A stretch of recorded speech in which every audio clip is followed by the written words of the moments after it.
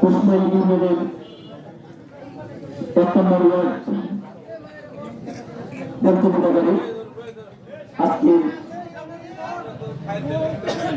এই আয়োজিত মত বিনিময় সভার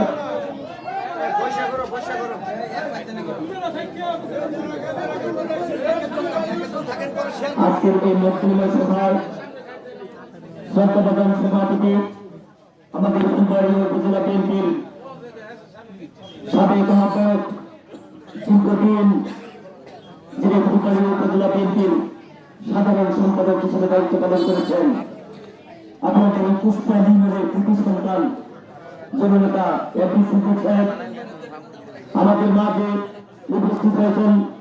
আমাদের ফুলবাড়ি উপজেলা বিএনপির সংগ্রামী দায়িত্বপ্রাপ্ত যুগ্ম আহ্বায়ক উপজেলা বিএনপির সাবেক সাধারণ সম্পাদক দেওখোলা ইউনিয়নের সাবেক নির্বাচিত চেয়ারম্যান জনাব আশিকুল্লাহ কাশিক সাহেব উপস্থিত আছেন। আমাদের ফুলবাড়ি উপজেলা বিএনপির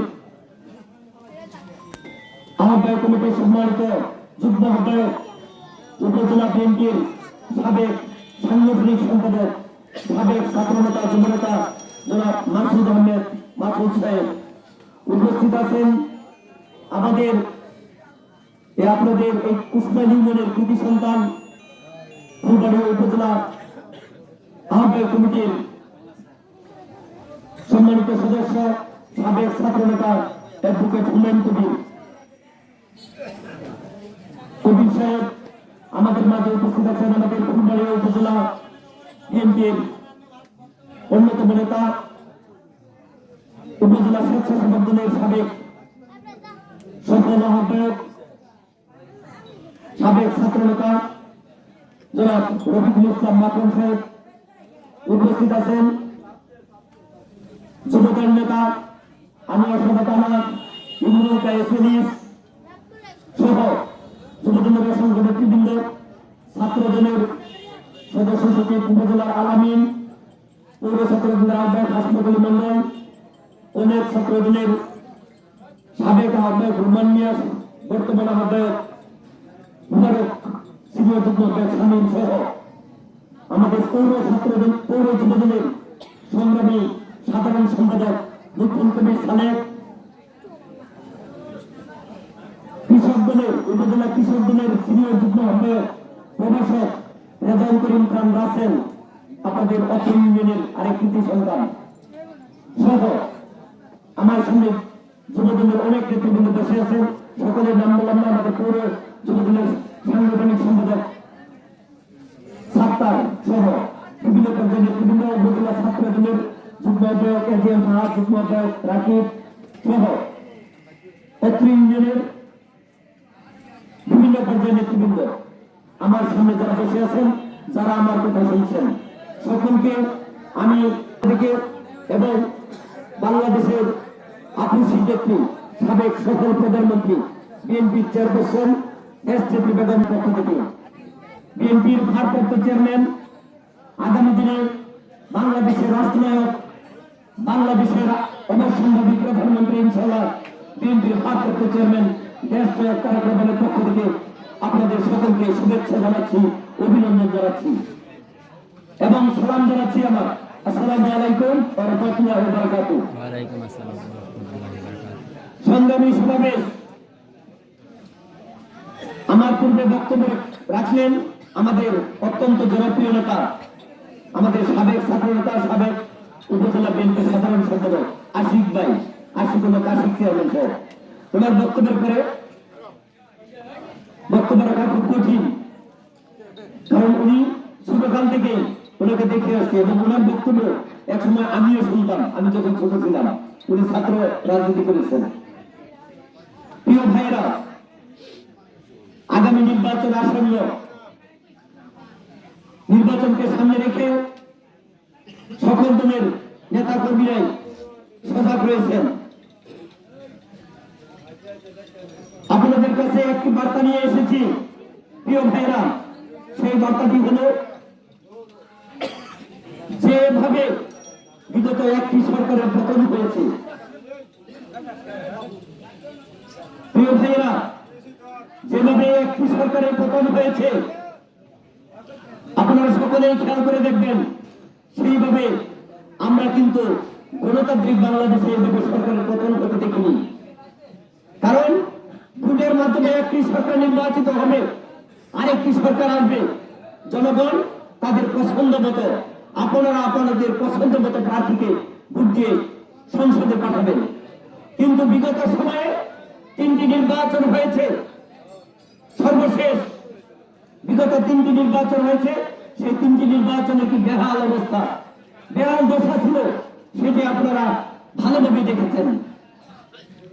যেখানে সংসদের 300 আসন, 300 আসনের মধ্যে 153টি আসন বিনা ভোটে নির্বাচিত হয়ে যায়। সেখানে ভোট হওয়ার প্রয়োজন আছে, কারণ সংসদের 300-র মধ্যে 150টি আসন যে দল পাস করবে, যে দল জিতবে, সেই দলই সরকার গঠন করবে। তাহলে বাংলাদেশে যে কোটি কোটি টাকা নষ্ট করা হলো সেই একটি অবৈধ ভাবে একটি ভোটবিহীন নির্বাচনের মাধ্যমে, সেটির জবাব কে দিবে? কারণ সেই অর্থ ছিল আপনাদের শ্রমে ঘামের টাকা, কৃষকের শ্রমে ঘামের টাকা, মজুরের শ্রমে ঘামের টাকা। সেই টাকা কোন সরকারের, আমার সরকার সহ আমার বিএনপি সরকারের যদি রাষ্ট্রীয় ক্ষমতা থাকে, তাহলে সে বিএনপি সরকারকে বলবো কোন সরকারের ক্ষমতা নাই জনগণের টাকা এভাবে নষ্ট করা। প্রিয় ভাইয়েরা, তারপর আরেকটি নির্বাচন দেখলেন, অনেকেই বলেন, আশিক ভাইও তার বক্তব্য করেছেন, 18 সালের নির্বাচন। সেই নির্বাচনের দশা হলো কি, দিনের ভোট রাতের বেলায় হয়েছে। আগের দিন রাত্রে ব্যালট বাক্স ভর্তি করে রাখা হয়েছে, খিচুড়ি উৎসব করেছে, কেন্দ্রে কেন্দ্রে ভোট কেন্দ্রে খিচুড়ি উৎসব করেছে। এইভাবে ভোটের অধিকার প্রদান করা হয়েছে। আপনাদের যে মহামূল্যবান ভোট, 5 বছর পর পর আপনি যে ভোট খেলার অধিকার, রাষ্ট্রীয় ক্ষমতায় আসার জন্য আপনার যে ভোটের অধিকার, সেই ভোটের অধিকার নষ্ট করা হয়েছে, কেড়ে নেওয়া হয়েছে। প্রিয় ভাইরা, আরেকটি কথা বলবো, সেটি হলো সর্বশেষ নির্বাচন। সেই সর্বশেষ নির্বাচনে একই দশা। আপনারা প্রকৃতপক্ষে 3টি নির্বাচনে, বিগত 3টি নির্বাচনে আপনাদের পছন্দ মতো প্রার্থীকে ভোট দিতে পারেন নাই, ভোট কেন্দ্রে যান নাই, ভোট দিয়ে আপনাদের পছন্দ মতো প্রার্থীকে নির্বাচিত করতে পারেন নাই, তাই তো? প্রিয় ভাইরা, আজকে এই সরকারের কথাই বলছি। স্বাধীনতার সময় একটি সরকার, যে সরকারের কথা বলছি, সেই সরকার বাংলাদেশের স্বাধীনতা আন্দোলনের সময় নেতৃত্ব দিয়েছিল। এটি তো বলার অপেক্ষা রাখে না নাকি? কারণ সেই সময় কিন্তু আমার দলের জন্ম হয় নাই, বিএনপির জন্ম হয়েছে 1971 সালে। প্রিয় ভাইয়েরা, 71 সালে বিএনপির জন্ম হয় নাই। 71 সালে বাংলাদেশ আওয়ামী লীগের নেতৃত্বে দেশ স্বাধীন হয়েছিল। কিন্তু সেই সময়ে আমার দলের প্রতিষ্ঠাতা শহীদ রাষ্ট্রপতি জিয়াউর রহমান চট্টগ্রামের কালুরঘাট বেতার কেন্দ্র থেকে যখন বাংলাদেশের মানুষের উপর পাকিস্তানের হানাদার বাহিনী বাংলাদেশের উপর হামলে করে বাংলাদেশের মানুষের উপর নির্বিচারে গুলি চালাতে থাকে, তখন আমার নেতা শহীদ রাষ্ট্রপতি জিয়াউর রহমান মুক্তিযুদ্ধের স্বাধীনতার ঘোষক হিসেবে চট্টগ্রামের কালুরঘাট বেতার কেন্দ্র থেকে মুক্তিযুদ্ধের ঘোষণা দিয়েছিলেন, স্বাধীনতার ঘোষণা দিয়েছিলেন। আমি মেজর জিয়া বলছি, সেই কথাটি শোনার পর থেকে কিন্তু সারা বাংলাদেশের সেনাবাহিনী থেকে শুরু করে সকল পর্যায়ের মানুষ যখন এই আশ্বস্ত পায় যে সেনাবাহিনীর মেজর জিয়া স্বাধীনতার ঘোষণা দিয়েছে, তখন বুঝার কারো বাকি ছিল না এই দেশে স্বাধীন হবে। এই স্বপ্ন নিয়ে আপনারা যারা এখানে বসে আছেন, অনেক এখানে মুক্তিযোদ্ধা জীবিত আছেন, তারা সেদিন মুক্তিযুদ্ধে ঝাঁপিয়ে পড়েছিলেন। প্রিয় ভাইরা, স্বাধীনতার পরে শহীদ রাষ্ট্রপতি জিয়াউর রহমান এই বাংলাদেশ জাতীয়তাবাদী দল প্রতিষ্ঠা করেছিলেন। দেশের স্বাধীনতা সার্বভৌমত্ব যখন হুমকির মুখে পড়েছিল, যখন বাংলাদেশের আপনাদের কাছে একটি বিষয়ে প্রশ্ন রাখবো, প্রিয় ভাইরা, আমার কথা একটু মনোযোগ দিয়ে শুনবেন। যে কথাটি বলছি সেটি হলো যে স্বাধীনতার ঘোষণার পরে, দেশ স্বাধীন হওয়ার পরে দেশের ভিতরে সাধারণত দুর্ভিক্ষ দেখা দিয়েছিল এবং এক একটি পর্যায়ে আওয়ামী লীগের কুচক্রী মহলের হাতে শেখ মুজিব সহ তার পরিবারদের নৃশংসভাবে হত্যা করা হয়েছিল। কারা হত্যা করেছিল? সেই আওয়ামী লীগের ভিতরে যারা ছিলেন, যারা সেদিন খন্দকার মোস্তাক সহ যারা আওয়ামী লীগের মন্ত্রী পরিষদে ছিলেন, শেখ মুজিবুর রহমান সহ তার পরিবারের সদস্যদের নির্মমভাবে হত্যা করেছিল। যখন দেশের স্বাধীনতা সার্বভৌমত্ব হুমকির মুখে, তখন শহীদ রাষ্ট্রপতি জিয়াউর রহমান তখন বাহিনীর মেজর জেনারেল পদে ছিলেন।